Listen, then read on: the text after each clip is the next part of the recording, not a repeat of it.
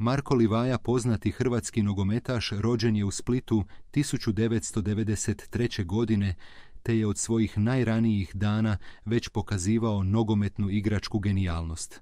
Maradona iz Kaštela, čijim se nogometnim potezima plješće iz utakmice u utakmicu. Trenutno igra za voljeni klub Hajduk, gdje je kod navijača tretiran kao božanstvo, te zahvaljujući njemu čak ni naslov prvaka više ne izgleda kao teško ostvariv san.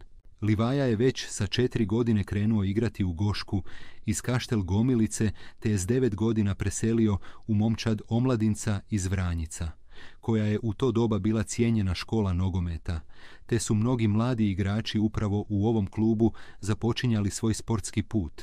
Zanimljivo je da je jednom prilikom, ni kriv ni dužan, skoro završio u Dinamu iz Zagreba. Naime, njegov talent prvi je uočio legendarni hrvatski trener Mirko Jozić i preporučio ga braći Mamić.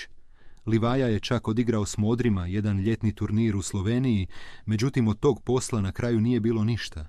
Kada su u Hajduku shvatili o kakvom se igraču radi, podhitno su reagirali te su doveli Livaju na Poljud. Prvi njegov dolazak nije protekao prema planu, jer ubrzo sam igrač shvaća da na Poljudu u to vrijeme uopće ne računaju na njega. I dok je uprava razmišljala hoće li mu ponuditi novi ugovor, Marka su pozvali iz Intera iz Milana, a on je prihvatio taj poziv revoltiran odnosom prema njemu. Livaja je već sa 16 godina iz Hajduka prodan u milanski Inter za 185.000 eura. Međutim, nije se ni tamo naigrao, jer ga je ovaj gigant stalno slao na posudbe, te u tom periodu igrao u Luganu i Česeni, da bi na kraju bio prodan u Atalantu za 5 milijuna eura. Međutim, ni u Atalanti se nije dugo zadržao, te je nakon jednog sukoba s navijačima klub iz Bergama bio ga prisiljen prodati. Na kraju je otišao u transferu vrijednom 6,5 milijuna eura u Rubin iz Kazana.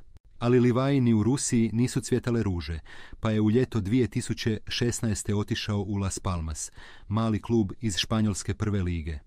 Ova odluka se kasnije pokazala kao pun pogodak. Nije moglo krenuti bolje.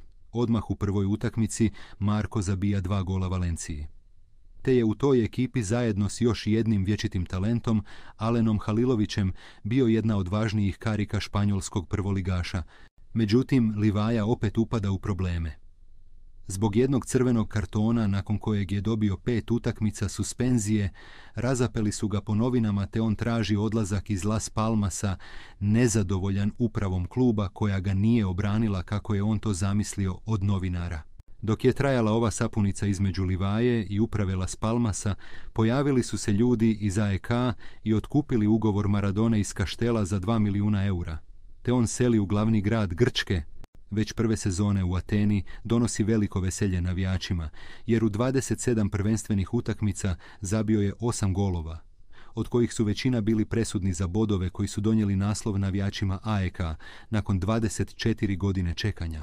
Nakon što je bio u Ateni 3,5 godine, Livaja je osjetio da je vrijeme za promjenu, što koristi Hajduk koji ga dovodi besplatno. Prvo je potpisao 6-mjesečni ugovor, ali nakon akcije naziva Livaja ostani, ljubimac Torcide, potpisao je novi višegodišnji ugovor s Bilima. Sam Marko je jednom prilikom izjavio da je spreman potpisati i doživotni ugovor sa splitskim klubom, te da mu jedina želja naslov prvaka s Hajdukom, dok ga novci uopće ne zanimaju, te je čak i besplatno spreman igrati ako treba. Već igrajući u AEK-u, Livaja je privukao pozornost izbornika Dalića, te se našao na popisu igrača za utakmice Lige nacija. Nakon toga je konstantno pozivan u reprezentaciju, te je čak i nastupio na svjetskom prvenstvu 2022. godine u Kataru. Međutim, Marko se ubrzo, nakon osvojenog 3. mjesta na prvenstvu u Kataru, oprostio od dresa hrvatske reprezentacije nakon što je 21 put nastupio te zabio ukupno 4 gola u dresu Vatrenih. Iako nije naveo razloge svog umirovljenja, jasno je da je sve započelo na Rujevici, kad je nekoliko navijača na treningu Vatrenih vrijeđalo Livaju. On se pak odlučio verbalno obračunati s njima, te je trening čak tada bio prekinut dok redari i policija ne isprazne dio tribine. Sa Livajom se nikad ne zna, možda mu u budućnosti sine da opet nastupa za reprezentaciju. Dok čekamo rasplet ove situacije, u njegovim igrama možemo uživati u HNL-u, gdje gotovo svaki tjedan nas počasti sa pokojim majstorskim golom